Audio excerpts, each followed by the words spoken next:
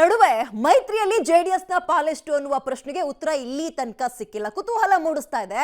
JDS ಪಾಲಿಗೆ ಎರಡು ಕ್ಷೇತ್ರ ಮಾತ್ರನಾ ಅಥವಾ ಮೂರು ಬಿಟ್ಕೊಡ್ತಾರಾ? ಕೋಲಾರ ಜೆಡಿಎಸ್ ಪಾಲಾಗುತ್ತಾ ಅಥವಾ ಬಿಜೆಪಿನೇ ಇಟ್ಕೊಳ್ಳುತ್ತಾ? ಇದೆಲ್ಲವೂ ಕುತೂಹಲವನ್ನ ದಿನ ಕಳೆದಂತೆ ಹೆಚ್ಚು ಮಾಡ್ತಾ ಇದೆ. ಲೋಕಸಭಾ ಅಖಾಡಕ್ಕೆ ಬಿಜೆಪಿ ಜೆಡಿಎಸ್ ಸೀಟು ಹಂಚಿಕೆ ಫೈನಲ್ ಆಯ್ತಾ? ಮೂರು ಕ್ಷೇತ್ರ ದಳಪತಿಗಳಿಗೆ ಬಿಟ್ಕೊಡೋಕೆ ಬಿಜೆಪಿ ಹೈಕಮಾಂಡ್ ಒಪ್ಪಿಗೆಯನ್ನ ಕೊಟ್ಟಿದ್ಯಾ? ಮಂಡ್ಯ, ಹಾಸನದ ಜೊತೆಗೆ ಕೋಲಾರದಲ್ಲಿ ಜೆಡಿಎಸ್ಗೆ ಟಿಕೆಟಾ? ಒಂದು ಕ್ಷೇತ್ರಕ್ಕೋಸ್ಕರ ಉಳಿದಂತಹ 18 ಕಡೆ ಡ್ಯಾಮೇಜ್ ಮಾಡ್ಕೊಳ್ಳೋದು ಬೇಡ ಅನ್ನೋ ಲೆಕ್ಕಾಚಾರಕ್ಕೆ ಬಿಜೆಪಿ ಏನಾದ್ರೂ ಬಂತ. ಹಾಗಾಗಿ ಕೋಲಾರಕ್ಕೆ ಮಲೇಶ್ ಬಾಬು ಅವರು ಅಭ್ಯರ್ಥಿ ಆಗೋದು ಫಿಕ್ಸ್ ಅಂತ ಜೆಡಿಎಸ್ ಈಗಾಗಲೇ ಒಂದು ಅಭ್ಯರ್ಥಿ ಘೋಷಣೆಯನ್ನ ಕೂಡ ಮಾಡುತ್ತೆ. ಮಾರ್ಚ್ 25ನೇ ತಾರೀಕಿಗೆ ನಿರ್ಧಾರ ಮಾಡಿದ್ದಾರೆ. ಮೂರು ಕಡೆ ಎಲ್ಲಿ ಮಂಡ್ಯ, ಹಾಸನ, ಕೋಲಾರಕ್ಕೆ ಮಾಡಿಬಿಡೋಣ ಅಂತ ತೀರ್ಮಾನ ಮಾಡಿದ್ದಾರೆ. ಹಾಗಿರುವಾಗ ಕೋಲಾರ ನಿಮಗೆ ಅಂತ ಇನ್ನೂ ಬಿಜೆಪಿ ಹೈಕಮಾಂಡ್ ಸೂಚನೆಯನ್ನ ಕೊಟ್ಟಿಲ್ಲ.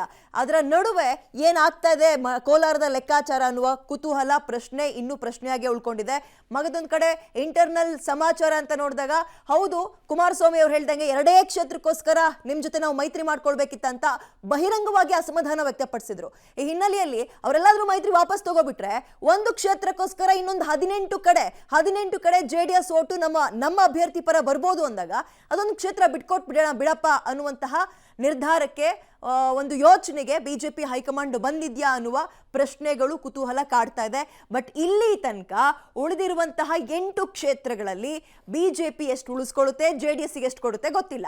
ಲೋಕಸಭೆಗೆ 3 ಕ್ಷೇತ್ರವನ್ನ ಜೆಡಿಎಸ್ ಬಿಟ್ಕೊಟ್ಟಿದೆ. ಅದೇ ಮಂಡ್ಯ, ಹಾಸನ, ಕೋಲಾರ ಕೊಡ್ಲಿಲ್ಲ ಅಂದ್ರೆ ಮೈತ್ರಿ ಕಡಿದುಕೊಳ್ಳುವ ಸಂದೇಶವನ್ನ ಬಿಜೆಪಿ ಹೈಕಮಾಂಡ್ಗೆ ಜೆಡಿಎಸ್ ಕೊಟ್ಟಿದ್ಯಾ? ಕೋಲಾರ ಕೊಡ್ಲಿಲ್ಲ ಅಂದ್ರೆ ಮೈತ್ರಿ ಬೇಡ, ಇನ್ನೇನಕ್ಕೆ ಅಗತ್ಯ, 2 ಕ್ಷೇತ್ರಕ್ಕೋಸ್ಕರ ನಿಮ್ ಜೊತೆ ಬರ್ಬೇಕಿತ್ತಾ ಅಂತ HDK ಆಲ್ರೆಡಿ ಅಸಮಾಧಾನವನ್ನು ವ್ಯಕ್ತಪಡಿಸಿದ್ರು. 2 ಸೀಟ್ ಪಡೆಯೋಕೆ ನಿಮ್ ಜೊತೆ ಮೈತ್ರಿ ಮಾಡ್ಕೋಬೇಕಿತ್ತ ಅಂತ.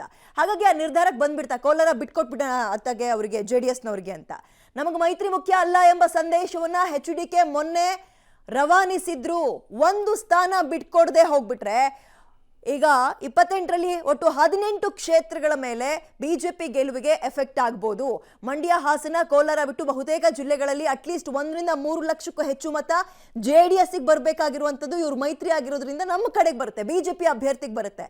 ಹಾಗಾಗಿ ಈ ಮತಗಳು ಬಿಜೆಪಿಗೆ ಮಿಸ್ ಆದ್ರೆ ಫಲಿತಾಂಶ ಏರುಪೇರಾಗ್ಬೋದು ಅನ್ನುವ ಆತಂಕ ಹೈಕಮಾಂಡ್ ಗಮನಕ್ಕೆ ಹೋಗಿದ್ಯಾ?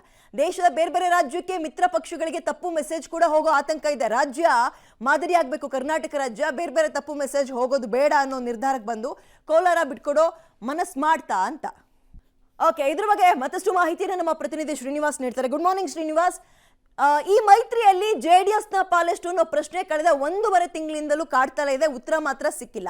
ಕೋಲಾರದ ವಿಚಾರ ಏನಾಗ್ಬೋದು? ಬಿಜೆಪಿ ಹೈಕಮಾಂಡ್ ಯಾವ ನಿರ್ಧಾರಕ್ಕೆ ಬರ್ಬೋದು ಅಂತ ಅನ್ಸುತ್ತೆ ತಕ್ಷಣಕ್ಕೆ?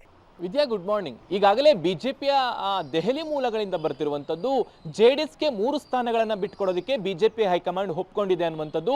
ಕೋಲಾರವನ್ನ ಡಿಮ್ಯಾಂಡ್ ಅನ್ನ ಇಟ್ಟಿದ್ರು ಜೆಡಿಎಸ್ ನಾಯಕರು, ಅದಕ್ಕೆ ಒಪ್ಕೊಂಡಿದ್ದಾರೆ ಅನ್ನುವಂತಹ ಮಾಹಿತಿಗಳು ದೆಹಲಿ ವಲಯದಿಂದ ಬರ್ತಿದ್ದಾವೆ.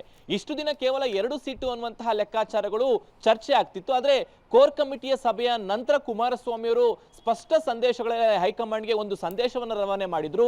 2 ಸೀಟ್ಗೋಸ್ಕರ ನಾವು ಮೈತ್ರಿ ಮಾಡ್ಕೊಳ್ಳೋ ಅವಶ್ಯಕತೆ ಇಲ್ಲ ಅನ್ನುವ ಮೂಲಕ ಒಂದ್ ವೇಳೆ ನೀವೇನಾದ್ರೂ ಕೋಲಾರ ಕೊಡದೆ ಹೋದ್ರೆ ನಾವು ಮೈತ್ರಿಯಲ್ಲಿ ಇರೋದಿಲ್ಲ ಅನ್ನುವಂತಹ ಪರೋಕ್ಷ ಸಂದೇಶವನ್ನ ಕುಮಾರಸ್ವಾಮಿ ಅವರು ಕೊಟ್ಟಿದ್ರು. ಹಾಗಾಗಿನೇ ಬಿಜೆಪಿ ಹೈಕಮಾಂಡ್ ಎಲ್ಲೋ ಒಂದ್ ಕಡೆ 1 ಕ್ಷೇತ್ರವನ್ನ ಕಳ್ಕೊಳ್ಳೋದ್ರಿಂದ 18 ಕ್ಷೇತ್ರಕ್ಕೆ ಧಕ್ಕೆ ಆಗುತ್ತೆ ಅನ್ನುವಂತಹ ಲೆಕ್ಕಾಚಾರದಲ್ಲಿ. ಯಾಕೆಂದ್ರೆ 3 ಕ್ಷೇತ್ರವನ್ನ ಜೆಡಿಎಸ್ಗೆ ಇರುವಂತಹ 3 ಕ್ಷೇತ್ರವನ್ನು ಹೊರತುಪಡಿಸಿ ಇನ್ನು 18 ಕ್ಷೇತ್ರಗಳಲ್ಲಿ ಜೆಡಿಎಸ್ನ ಮತಗಳು 1 ಲಕ್ಷದಿಂದ 3 ಲಕ್ಷ ಮತಗಳಷ್ಟು ಅನೇಕ ಜಿಲ್ಲೆಗಳಲ್ಲಿ ಇದ್ದಾವೆ. ಸೊ ಒಂದು ವೇಳೆ ಏನಾದ್ರೂ ಜೆಡಿಎಸ್ಗೆ ಈಗ 1 ಕ್ಷೇತ್ರ ಬಿಟ್ಕೊಡದೆ ಹೋದ್ರೆ ಆ 18 ಕ್ಷೇತ್ರಗಳ ಮೇಲೆ ಬಿಜೆಪಿ ಅಭ್ಯರ್ಥಿಗೆ ಒಂದು ರೀತಿಯಾದಂತಹ ಎಫೆಕ್ಟ್ ಆಗುತ್ತೆ ಅನ್ನುವಂಥದ್ದು ಬಿಜೆಪಿ ಲೆಕ್ಕಾಚಾರ. ಹಾಗಾಗಿ ಈ ಗೋಜಲೆ ಬೇಡ ಅನ್ನುವಂಥ ನಿಟ್ಟಿನಲ್ಲಿ 3 ಸೀಟ್ಗೆ ಒಪ್ಕೊಂಡಿದೆ ಅನ್ನುವಂಥದ್ದು. ಮತ್ತೊಂದು ಪ್ರಮುಖ ವಿಚಾರ, ಈಗೇನಾದ್ರೂ ಕೊನೆ ಹಂತದಲ್ಲಿ ಮೈತ್ರಿ ಕಡಿದು ಬೀಳಿದ್ರೆ ಅದು ದೇಶಾದ್ಯಂತ ಬೇರೆದೇ ಸಂದೇಶ ಹೋಗುತ್ತೆ. ಈ ರೀತಿಯಾದಂತಹ ಗೊಂದಲಗಳು ಬೇಡ ಅನ್ನುವಂಥ ನಿಟ್ಟಿನಲ್ಲಿ ಬಿಜೆಪಿ ಹೈಕಮಾಂಡ್ ಈ ರೀತಿಯಾದಂತಹ ನಿರ್ಧಾರಕ್ಕೆ ಬಂದಿದೆ ಅನ್ನುವಂಥದ್ದು. ಹಾಗಾಗಿನೇ 3 ಕ್ಷೇತ್ರಗಳನ್ನ ಬಿಟ್ಕೊಳ್ಳೋದಕ್ಕೆ ಒಪ್ಕೊಂಡಿದೆ. ಮಾರ್ಚ್ 25ನೇ ತಾರೀಕು ಕುಮಾರಸ್ವಾಮಿ ಅವರು ಆಸ್ಪತ್ರೆಗೆ ದಾಖಲಾಗಿದ್ದರೆ ಬಂದ ಬಳಿಕ ಮಾರ್ಚ್ 25ನೇ ತಾರೀಕು 3 ಕ್ಷೇತ್ರಗಳಿಗೆ ಅಭ್ಯರ್ಥಿಗಳನ್ನ ಫೈನಲ್ ಮಾಡ್ತಾರೆ. ಹಾಗಾಗಿ ಎಲ್ಲ ಒಂದ್ ಕಡೆ ಒಂದಿಷ್ಟು ಗೊಂದಲ ಇತ್ತು, ಬಿಜೆಪಿ ಜೆಡಿಎಸ್ ಮೈತ್ರಿ ಸೀಟಿನ ಹಂಚಿಕೆಯಲ್ಲಿ ಗೊಂದಲ ಆಗ್ಬಹುದು ಅಂತ. ಸೊ ಇದೆಲ್ಲದಕ್ಕೂ ಕೂಡ ಈಗ ತೆರೆ ಬಿದ್ದಿದೆ ಅಂತ ಹೇಳ್ಬೋದು. ಥ್ಯಾಂಕ್ ಯು ತಮ್ಮೆಲ್ಲ ಮಾಹಿತಿಗೆ ಶ್ರೀನಿವಾಸ್. ಮೂಲ ವಿಚಾರ ಇರತಕ್ಕಂಥದ್ದೇ ಅಲ್ಲೇ. ಹೈಕಮಾಂಡ್ ಅವರು ನೀವು 2 ಕ್ಷೇತ್ರ ಕೊಡ್ತಾರೋ 3 4 ಅದು ಸೆಕೆಂಡ್ರಿ, ಅದಾಮೇಲೆ. ಬಟ್ ಯಾವತ್ತೂ ಕೂಡ NDA ಅಲಯನ್ಸ್ನಲ್ಲಿ ಇರ್ತಕ್ಕಂಥ ಪಾರ್ಟಿಗಳನ್ನು ಮುಖ್ಯ ಪಕ್ಷವಾಗಿರ್ತಕ್ಕಂಥ BJPಯವರು ಸರಿಯಾಗಿ ನಡೆಸ್ಕೊಳ್ಳಲ್ಲ, ಅವ್ರನ್ನ ಬೇಕಾದಾಗ ಉಪಯೋಗಿಸ್ಕೊಂಡು ಬೇಡದಿದ್ದಾಗ ಬಿಸಾಕ್ಬಿಡ್ತಾರೆ, ಹೀಗೆಲ್ಲ ಆರೋಪಗಳಿದೆ. ಅದರಲ್ಲೂ ಕಾಂಗ್ರೆಸ್ನವ್ರು ಈ ಆರೋಪಗಳನ್ನ ಮಾಡ್ತಾ ಇದ್ದಾರೆ.